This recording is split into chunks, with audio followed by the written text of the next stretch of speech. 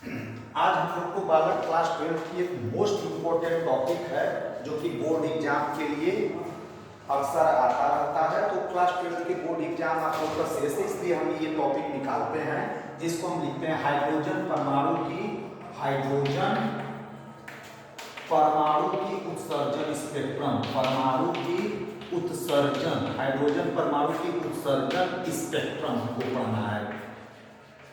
Spectrum आज पढ़ना है, हाइड्रोजन परमाणु की उत्सर्जन स्पेक्ट्रम हम लोगों को बालक पढ़ना है। ये होता क्या है, पहले हम ये समझ लें कि हाइड्रोजन परमाणु का स्पेक्ट्रम हमको मिलता कैसे है। तो किसी भी परमाणु का मुझे स्पेक्ट्रम कैसे प्राप्त होता है, हम किसी भी परमाणु को पढ़ेंगे, बस परमाणु की जगह पर हाइड्रोजन परमाणु बोल देंगे। तो जब ये मान लेते मेरे पास एक क्या है, परमाणु है, ये परमाणु है। तो जब कभी भी किसी भी हम परमाणु को बाह्य स्रोत से ऊर्जा देते हैं, तो उसके जो इलेक्ट्रॉन होते हैं निम्न ऊर्जा स्तर से उच्च ऊर्जा स्तर में जाने लगते हैं। निम्न ऊर्जा स्तर से उच्च ऊर्जा स्तर में जाने लगते हैं और वहां पर 10 के घात पर -8 सेकेंड तक ठहरते हैं। 10 के घात पर -8 सेकेंड तक ठहरते हैं, फिर वापस रिटर्न निम्न ऊर्जा स्तर में आने लगते हैं। वापस रिटर्न निम्न ऊर्जा स्तर में आने लगते हैं। ठीक, इसके बाद आते समय वह ऊर्जा का उत्सर्जन करते हैं। ऊर्जा का उत्सर्जन कितना करते हैं, तो hν करते हैं या CH/λ। तो वह ऊर्जा का उत्सर्जन करते हैं।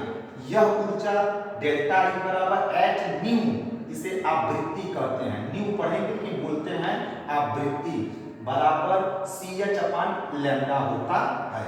और यह ऊर्जा हमेशा विद्युत चुंबकीय तरंग के रूप में उत्सर्जित होता है। किस रूप में, विद्युत चुंबकीय तरंग के रूप में उत्सर्जित होता है। तो इस ऊर्जा को जब हम किसी प्रिज्म से पास कराते हैं, तो इस ऊर्जा को जब किसी प्रिज्म से पास कराया जाता है और पर्दे पर तब देखा जाता है, पर्दे पर इसके स्पेक्ट्रम प्राप्त हो जाते हैं। पर्दे पर क्या प्राप्त हो जाते हैं, स्पेक्ट्रम प्राप्त हो जाते हैं। तो इसको एक बार और आप ध्यान से सुन लो। जब किसी परमाणु को बाह्य स्रोत से ऊर्जा प्राप्त हो जाता है, तो उसके इलेक्ट्रॉन निम्न ऊर्जा स्तर से उच्च ऊर्जा स्तर में चले जाते हैं, जहां 10 के घात पर -8 सेकेंड तक ठहरते हैं। वापस वह निम्न ऊर्जा स्तर में आने लगते हैं और वापस लौटते समय ये विद्युत चुंबकीय तरंग के रूप में ऊर्जा का उत्सर्जन करते हैं। और जब इसको प्रिज्म वगैरह से पास कराया जाता है, तो पर्दे पर उसका स्पेक्ट्रम हमको मिलने लगता है। तो अब हाइड्रोजन परमाणु का जो स्पेक्ट्रम हमको मिलता है, इसे 5 भागों में बांटा गया है। हाइड्रोजन परमाणु का जो स्पेक्ट्रम हमको मिलता है, इसे 5 भागों में बांटा गया है, जिसे आप क्रम से याद कर लेंगे। पहले को हम कहते हैं लाइमन श्रेणी, दूसरे वाले को हम लोग कहते हैं बामर श्रेणी, तीसरे वाले को कहते हैं पाश्चन, चौथे वाले को कहते हैं ब्रैकेट, पांचवें वाले को हम लोग कहते हैं कुंड। ये 5 श्रेणियां होती हैं। तो हाइड्रोजन परमाणु के उत्सर्जन स्पेक्ट्रम को 5 भागों में बांटा गया है। अब इनको एक एक करके हम याद करते हैं। एक सबसे इंपॉर्टेंट आपको याद कर लेना है भाई, कि ये जो स्पेक्ट्रम मिलता है वह किस भाग में मिलता है।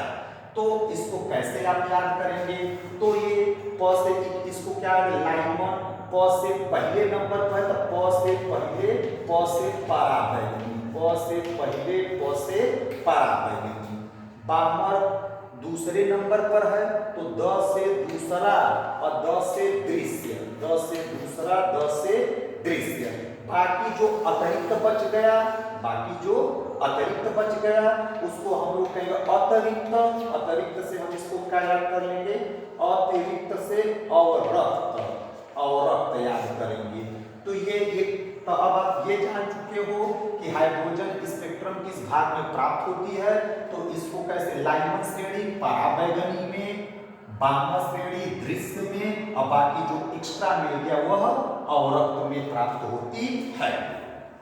अब हम एक एक करके इनको डिफाइन करते हैं कि लाइमन श्रेणी क्या होता है, वामा श्रेणी क्या होता है। तो पहला बालक हमको पढ़ना है, हेडिंग क्या आप लोग नोट करेंगे अपने कॉपी में, लाइमन श्रेणी, लाइमन श्रेणी।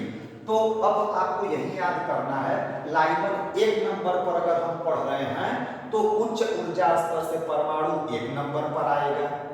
बाबर 2 नंबर पर हम लोग पढ़े थे तो उच्च ऊर्जा स्तर से दूसरे में आएगा। पाश्चन 3 नंबर पर पढ़े हैं तो उच्च ऊर्जा स्तर से तीसरे में आएगा।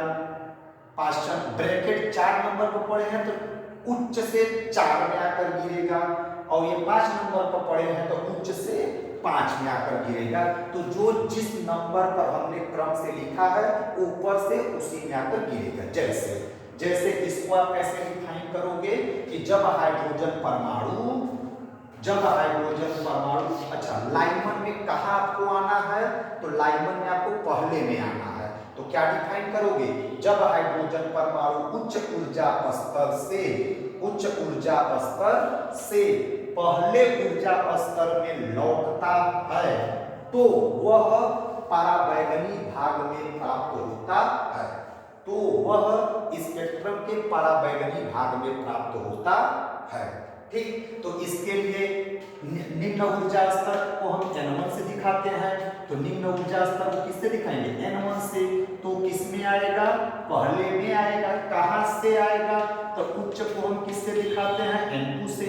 तो ऊपर से आएगा तो एक का ऊपर का पाएंगे 2 3 4 5 dot dot dot and so on. मतलब है कि अगर मैं ये इसको ड्रा करूं तो ये n बराबर 1 है, n बराबर 2 है, n बराबर 3 है। तो अब हाइड्रोजन परमाणु उच्च ऊर्जा स्तर से पहले में आएगा तो ऊपर से यहाँ गया, ऊपर से यहाँ गया, और रहता तो और ऊपर से आता, और रहता तो ऊपर से 1 में आएगा। ठीक, तो ये लाइमन श्रेणी हो गया। इसे एक बार हम क्लियर कर देते हैं कि जब हाइड्रोजन परमाणु उच्च ऊर्जा स्तर से, उच्च ऊर्जा स्तर का मतलब ब्रैकेट में आप क्या लिखोगे 2 3 4 5 6 से निम्न ऊर्जा स्तर N1 बराबर 1 में वापस लौटता है तो वह किस भाग में प्राप्त होता है, तो वह पराबैंगनी भाग में प्राप्त होता है। इस श्रेणी को हम लाइमन श्रेणी कहते हैं। ठीक, अब लाइमन श्रेणी में आपसे पूछा जाता है, ये लाइमन श्रेणी का डिफिनेशन हो गया। अब आपसे इसमें पूछा जाता है, 3 हेडिंग आपसे पूछा जाएगा। लाइमन श्रेणी की तरंग दैर्घ्य, लाइमन की तरंग दैर्घ्य, लाइमन श्रेणी की तरंग दैर्घ्य। तो तरंग दैर्घ्य का फार्मूला क्या होता है, 1/लैम्डा बराबर r 1/n1 का स्क्वायर माइनस 1/n2 का स्क्वायर। तो n1 बराबर आप कितना लेंगे, n1 की जगह कितना रखेंगे 1, n1 की जगह 1, n2 की जगह कितना रखेंगे आगे वाला। तो आगे कितना है 2 से आएगा, 2 से 1 में आएगा, 3 से 1 में आएगा, 4 से 1 में आएगा, इसी प्रकार अनंत से 1 में आएगा। ये आपसे पूछा जाता है। बी वाला आपसे पूछा जाता है सबसे छोटी तरंग दैर्घ्य, सबसे छोटी तरंग दैर्घ्य, सबसे छोटी तरंग दैर्घ्य। तो सबसे छोटी तरंग दैर्घ्य के लिए आप कैसे कैलकुलेट करेंगे, आपके बुक में डायरेक्ट इसका आंसर लिख दिया गया है, लेकिन आप कैसे इसे कैलकुलेट करेंगे ये मैटर फंसता है। तो आप कैलकुलेशन कैसे करेंगे, सबसे छोटी तरंग दैर्घ्य का ट्रिक क्या है, n1 का वैल्यू किस में आ रहा है 1 में, तो n1 बराबर आप 1 ले लेंगे। n2 का वैल्यू फिक्स नहीं है, n2 का वैल्यू तो इतना में से कोई एक भी लिया जा सकता है। तो हम कौन सी वैल्यू लेंगे, तो सबसे छोटी बोला है तो हमें n2 का इसका उल्टा सबसे बड़ी वैल्यू लेना पड़ेगा। n2 का सबसे छोटी वैल्यू बोला है तो हमें सबसे बड़ी वैल्यू लेना पड़ेगा। तो n2 का सबसे बड़ी वैल्यू क्या है, उल्टा लेना, तो लैम्डा लेना है। अब ले जाकर इसको हम फार्मूला में रख देंगे। तो 1/लैम्डा का मिनिमम वैल्यू आपको क्या मिल जाएगा, r मिलेगा 1/1 का स्क्वायर माइनस 1/इनफाइनाइट का स्क्वायर। इसे आप हल करेंगे, थोड़ा सा कैलकुलेट करेंगे तो लैम्डा बराबर क्या पाओगे 1/r। अब r की वैल्यू आपको स्पेशली याद कर लेना है। r जहां r एक आर रिडबर्ग नियतांक है, रिडबर्ग नियतांक है, आर रिडबर्ग नियतांक है, जिसकी वैल्यू आपके बुक में कितना दी गई है 1.097 10 के पावर 7 प्रति मीटर, यानी मीटर का इनवर्स दिया गया है। तो खैर आर का वैल्यू आप यहाँ पे रखकर लैम्डा का मिनिमम वैल्यू आप निकाल सकते हैं। परंतु हम एक आपको ट्रिक बता देते हैं, इसमें भी आर का वैल्यू आप याद कर लो, ठीक है। 1/r का वैल्यू अगर आप याद करो तो द बेस्ट है। क्या द बेस्ट है?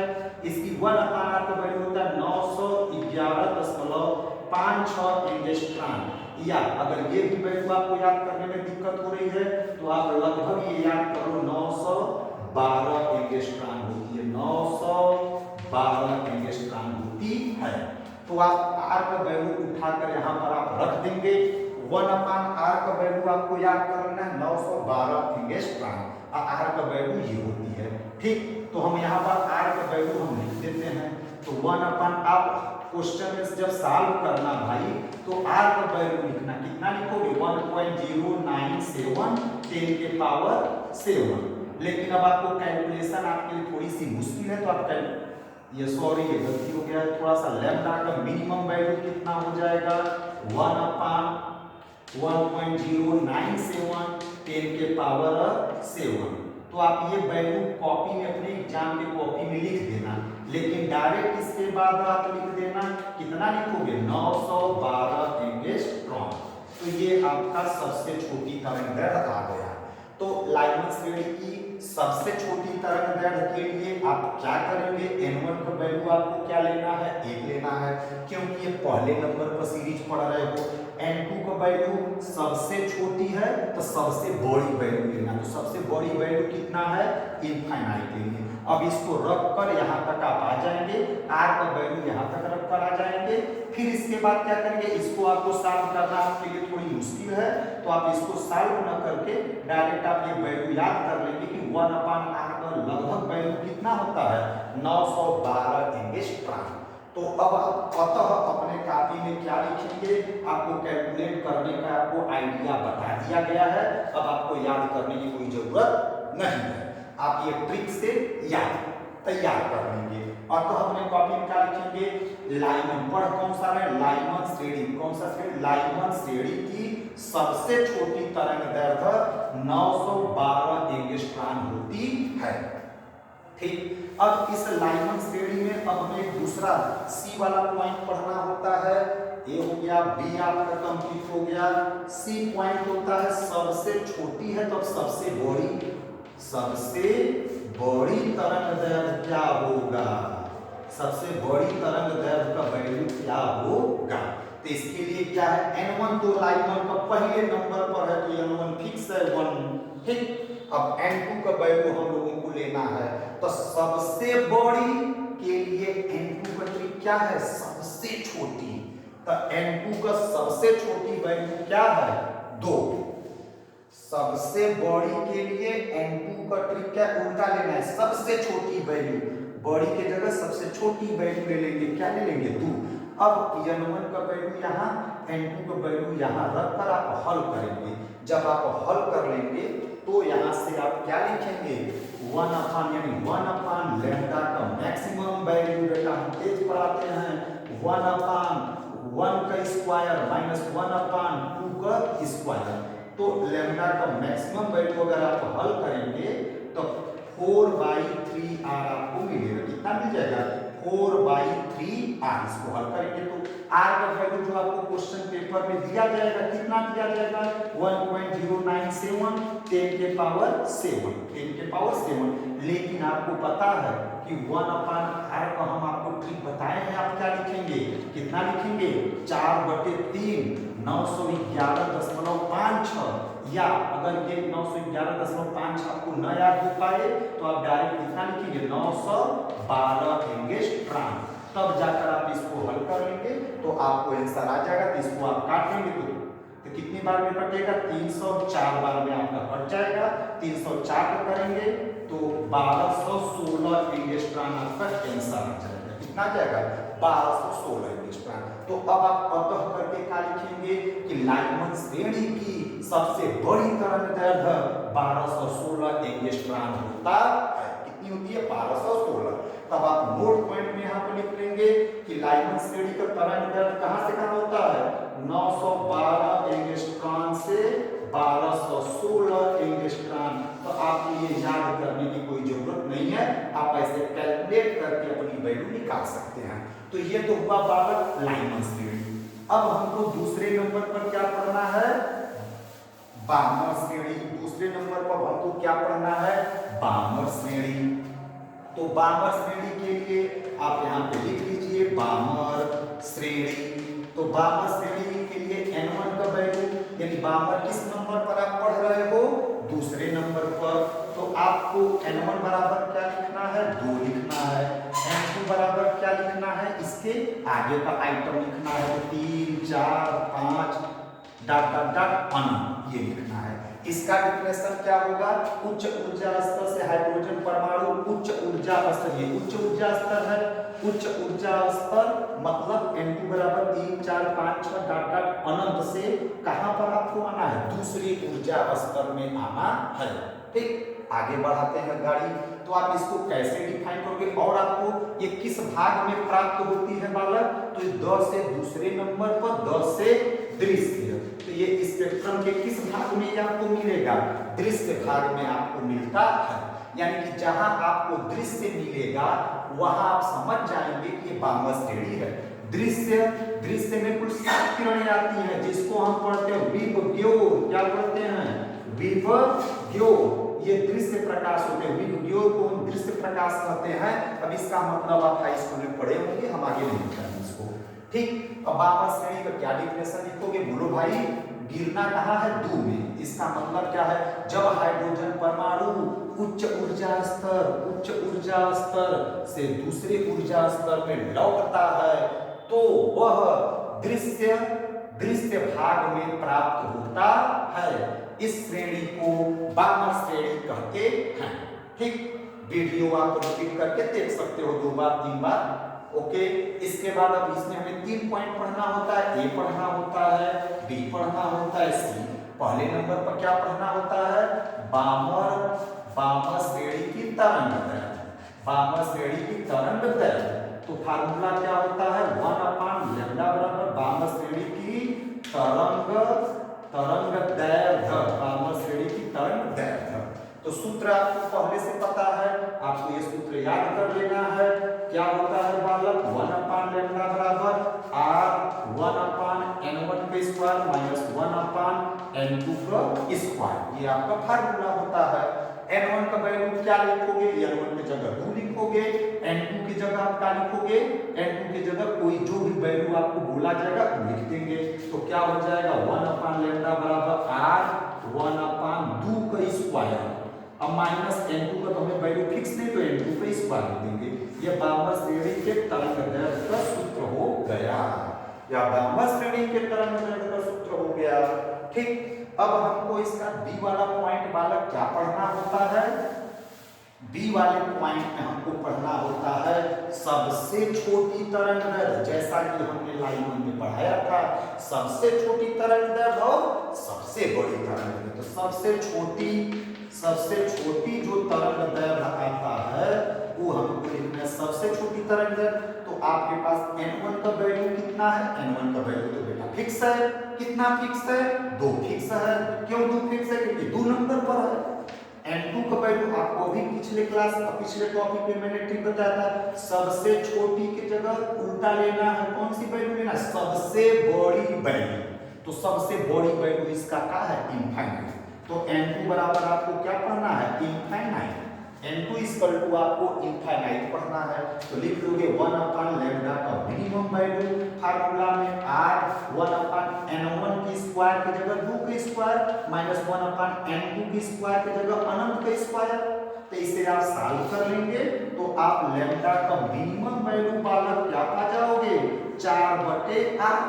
आर का वैल्यू आपको लिखना है, हमने ऊपर आर का वैल्यू बताया था कितना 1.0997 10 के पावर 7, लेकिन आपको ये कैलकुलेशन सॉल्व करना आपके लिए मुश्किल है तो आप डायरेक्ट याद किए हो 1/r का वैल्यू आपको बताया गया है कितना 911.56 एंगस्ट्रॉम या आपको 912 एंगस्ट्रॉम।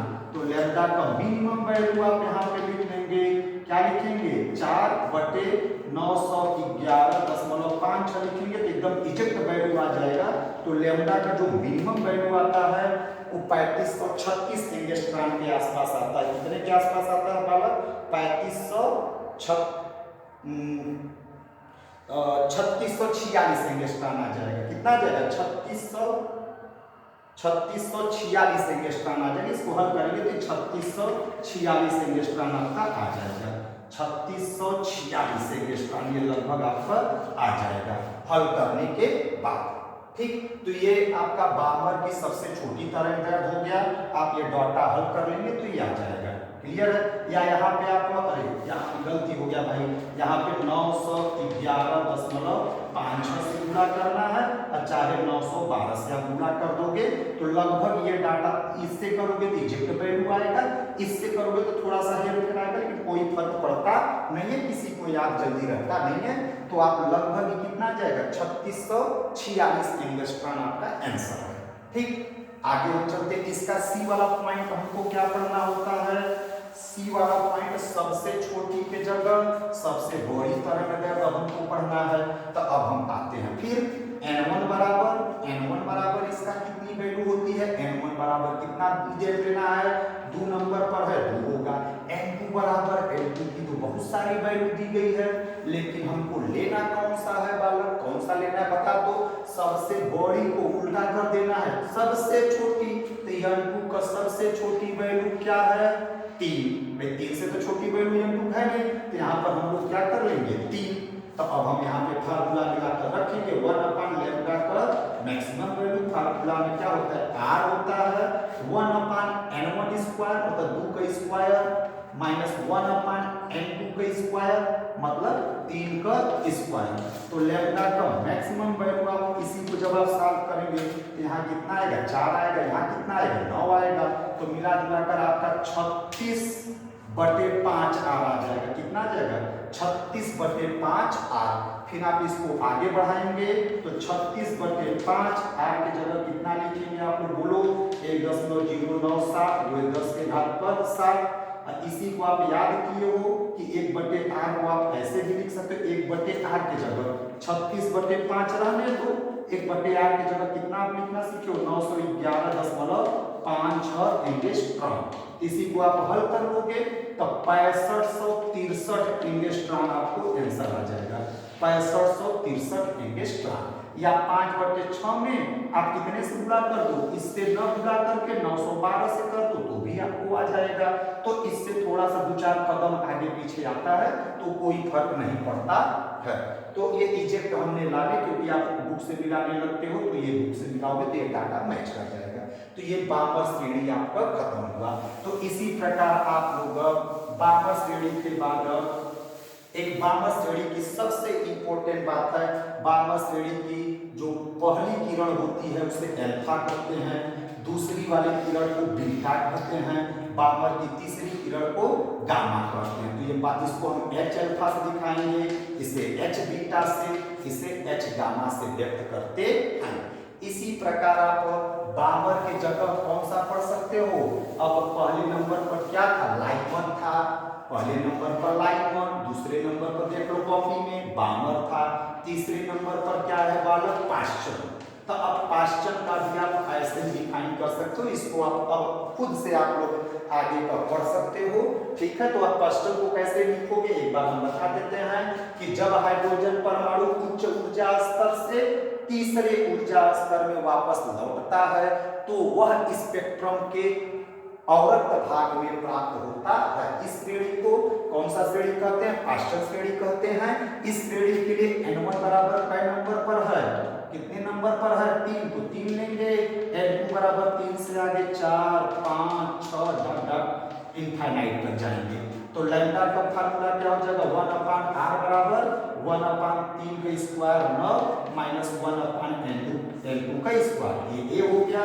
बी सबसे छोटी अगर तरंग बनाना तो लैम्डा का मिनिमम वैल्यू r 1/9 तो फिक्स है, यहाँ पर क्या हो जाएगा 1/∞ का स्क्वायर। तो आप इसे कैलकुलेट करके निकाल सकते हैं। तो लैम्डा का मिनिमम वैल्यू कितना आ जाएगा, हल करोगे तो 9/r और 1/r का वैल्यू हम आपको पहले से ही बताए हैं 911.56 और चाहे या इसी को लगभग 911 अरे 99 है तो 912 एंगस्ट्रॉम आप इसी को मिला करके लिख सकते हैं अप्रोक्सीमेट, अगर ये आपको लंबा पड़े तब। ठीक। और सबसे छोटी हो गया। अब सी वाला पढ़ना होता है सबसे बड़ी, तो 1/λ का मैक्सिमम वैल्यू कितना देगा, सबसे बड़ी के लिए r तो फिक्स है, n1 का भी वैल्यू फिक्स तो 1/n, बस n2 का वैल्यू घबराता है।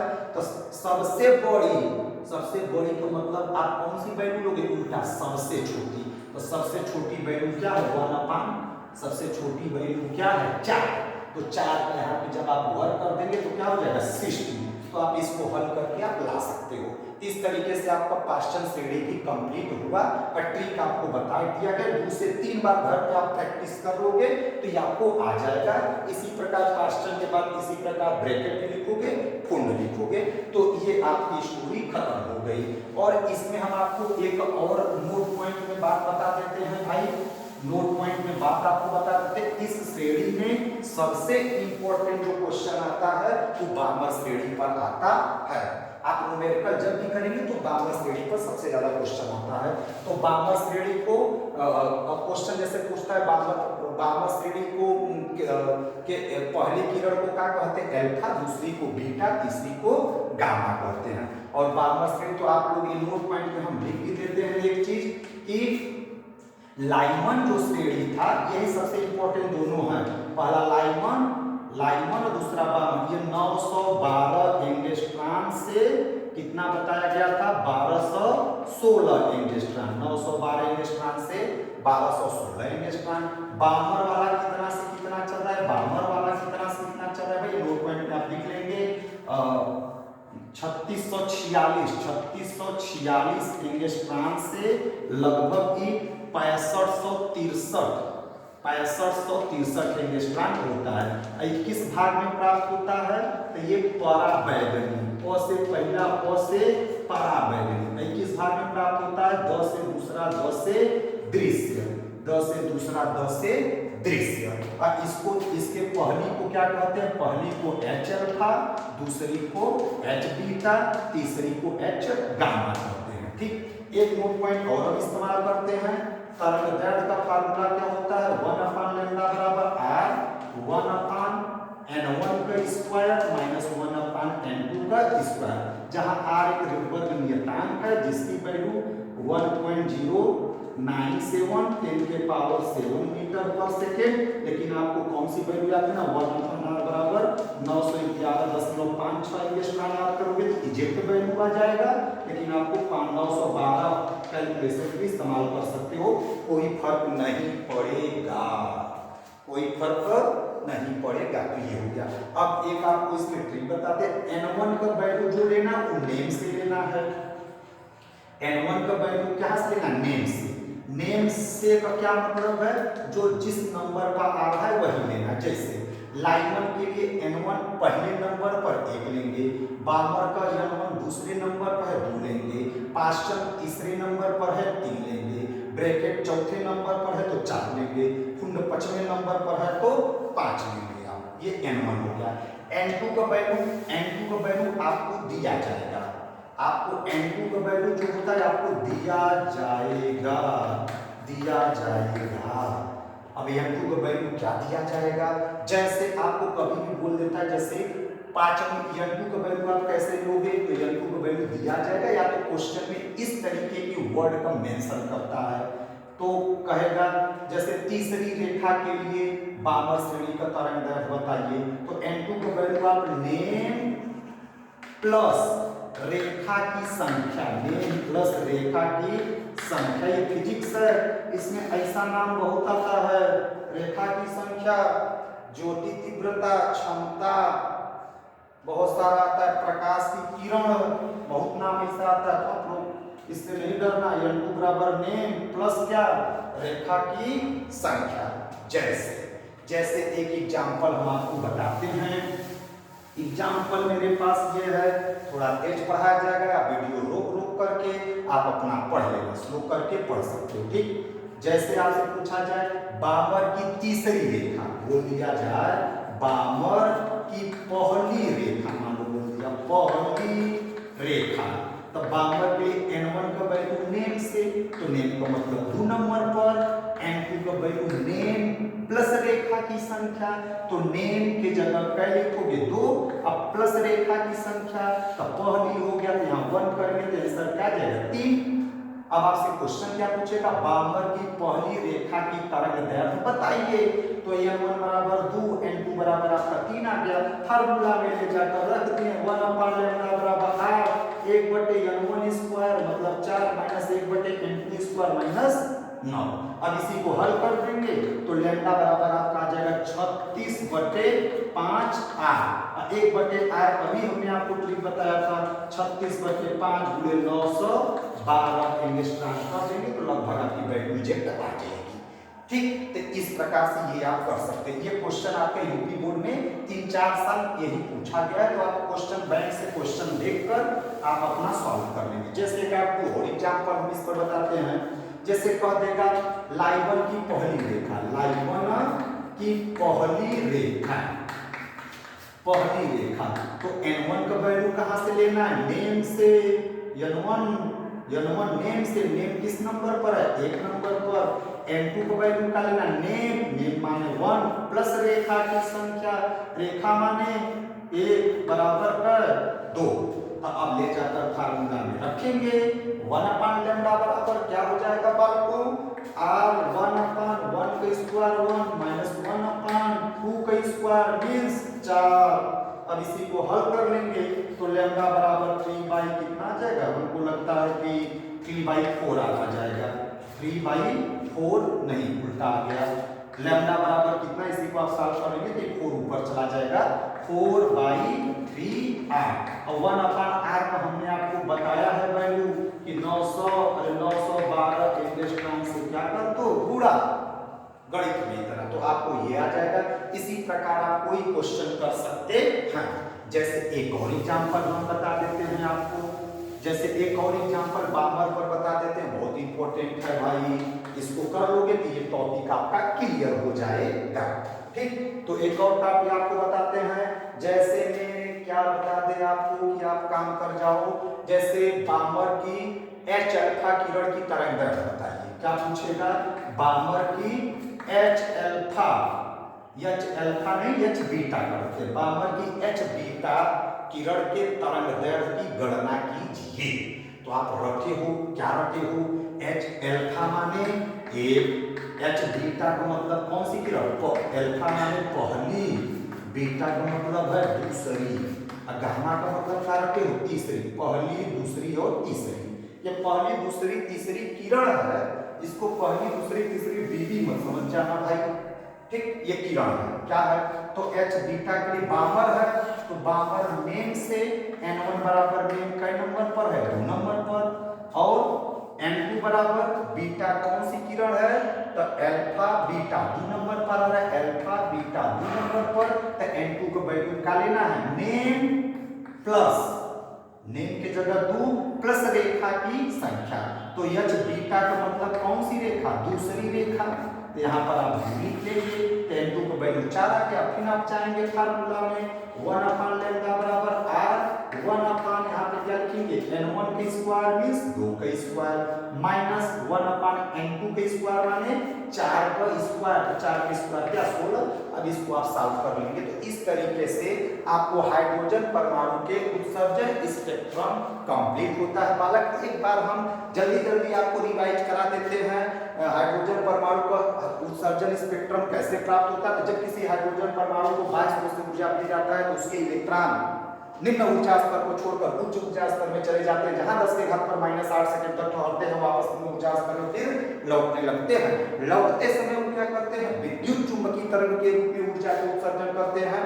किस रूप में, विद्युत चुंबकीय तरंग के रूप में ऊर्जा का सर्जन करते हैं। और इसको कितने भागों में इससे जो स्पेक्ट्रम प्राप्त होता है वो कितने भागों में बांटा गया है, तो लिखेंगे इससे प्राप्त स्पेक्ट्रम निम्नलिखित श्रेणियों में बांटा गया है, जिसे लाइनमैन, बामर, पास्टन, ब्रैकेट और फुंड श्रेणी के नाम से जानते हैं। लाइनमैन में कहाँ आएगा, ऊंचे से पहले में, बामर में ऊंचे से दूसरे में, पास्टन में ऊंचे से तीसरे में, ठीक, और ब्रैकेट में ऊंचे से चौथे में, और इसमें ऊंचे से पांचवें में।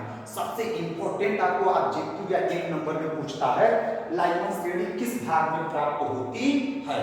तो लाइनमैन श्रेणी किस भाग में प्राप्त होती है, तो लाइनमैन प से पहला, प से पराबैंगनी, और बामर श्रेणी कहाँ मिलता है, द से दूसरा और द से दृश्य।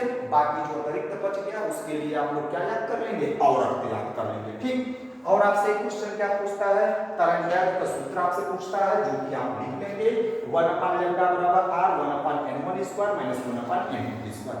n1 की वैल्यू आपकी फिक्स है, जो नेक्स्ट लेना है, जो जिस नंबर पर है वही वैल्यू आपको लेना है। और आपसे पूछता है एक दो हेडिंग बहुत इंपॉर्टेंट पूछता है आपसे, किताब में आपको देखोगे तो लिखा हुआ है कि इतना इतना वैल्यू होगा डाटा फलाना ठिकाना, तो आपको फलाना ठिकाना नहीं पढ़ना है क्योंकि आप याद नहीं कर पाओगे, टीचर को याद नहीं रहता है मोस्टली, तो आप क्या याद कर पाओगे, ठीक। तो आप क्या याद करोगे, आपको ट्रिक हम बता देते हैं याद करने का। तो सबसे बड़ी वैल्यू अगर सबसे छोटी तरंग अगर आपको बताना है तो n1 का वैल्यू नेम से लेना है, n2 का वैल्यू सबसे छोटी के लिए सबसे बड़ी वैल्यू लेना है। तो सबसे बड़ी वैल्यू मतलब अनंत लेना है, ये फिक्स है। और सबसे बड़ी अगर तरंग बताना है तो n1 का वैल्यू नेम नंबर से ले लेंगे, n2 का वैल्यू बस उसी के एक कदम आगे से लेंगे, मतलब सबसे छोटी वैल्यू लेना है, सबसे छोटी वैल्यू नेम के एक कदम आगे लेंगे और फार्मूला में ले जाकर आप रख देंगे तो आपको आंसर मिल जाएगा।